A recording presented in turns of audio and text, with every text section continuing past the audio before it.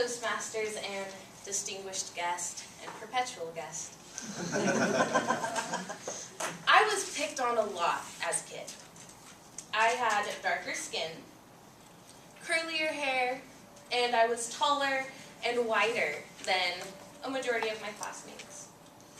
I was, and still am, conflict aversive. I will do anything to avoid a confrontation.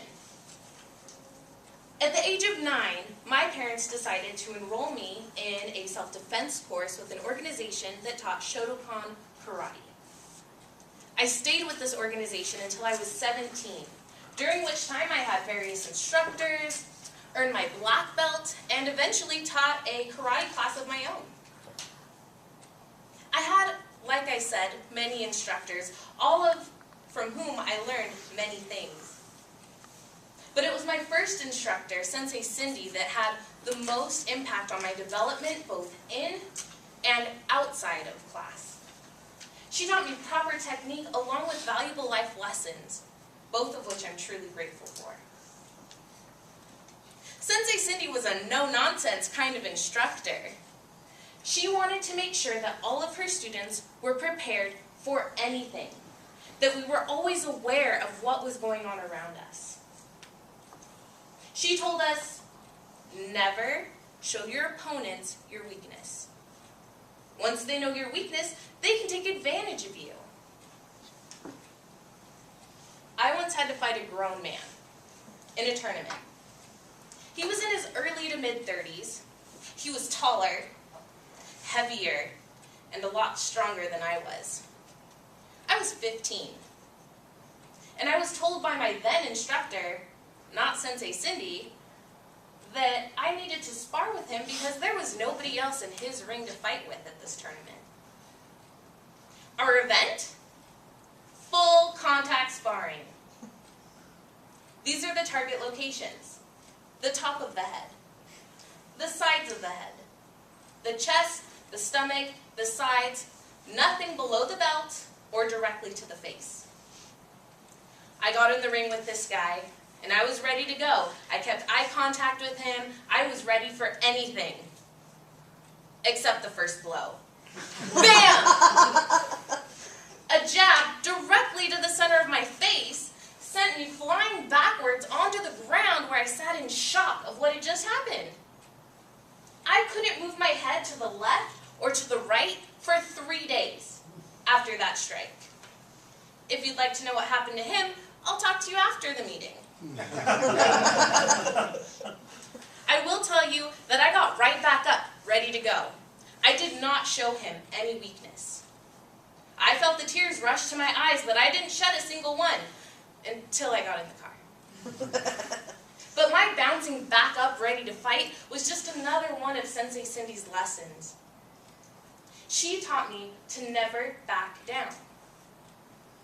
And I first learned this lesson when I was in class with her and I ran away from my sparring partner. This is what happened. I was fighting this other girl in class, and as she came towards me, I backed up, just blocking. But then I got gutsy, so I started rushing in towards her, and then she backed up, just blocking. Finally, Sensei Cindy said that she was bored. So she tied our belts together, and there was no escape. And I learned right then and there that backing down is not an option.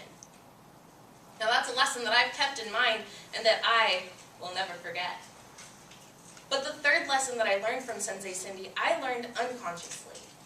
It wasn't until I heard the starfish story that this lesson really struck a chord with me.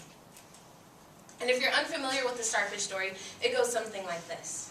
There was an old man walking along the beach when he sees something strange in the distance, a figure.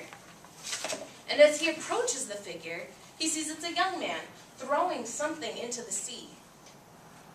He approaches the young man and asks, "What are you doing?" The young man says, "I'm taking these beached starfish and throwing them into the ocean."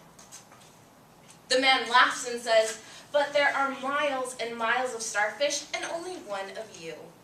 You can't possibly make a difference." The young man picks up a starfish, throws it into the ocean, and says to the old man, "I just made a difference for that one." Sensei Cindy had a way of reaching out to her kids in a manner that I can't even describe to you. She knew that every starfish counts and saved plenty of them in her time. And I know because I was one of them. Sensei Cindy was an absolute inspiration to me. She's a strong woman in body, in mind, and in heart. And we can all take away Sensei Cindy's lessons. Never back down from goals that you're trying to achieve. Never show your opposition your weakness. Save your tears for the car ride home. And finally, reach out to people in your life, especially children, because every starfish matters. Madam Toastmaster.